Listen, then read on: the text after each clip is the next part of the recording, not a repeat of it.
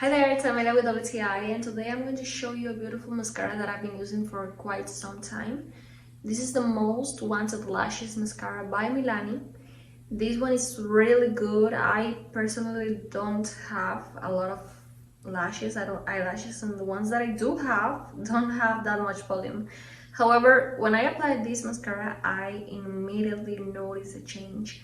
My eyes stand out more and my lashes have more volume and look longer. The color is black and it has a very good brush that separates the lashes and they don't look clumpy. By the way, this mascara is not waterproof. I personally prefer it that way because it is easy to remove when I take off my makeup.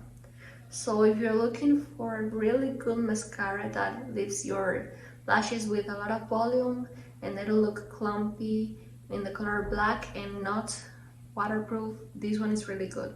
This is the Most Wanted Lashes Mascara by Milani. I love it. I really recommend it 100%, and that's my point of view.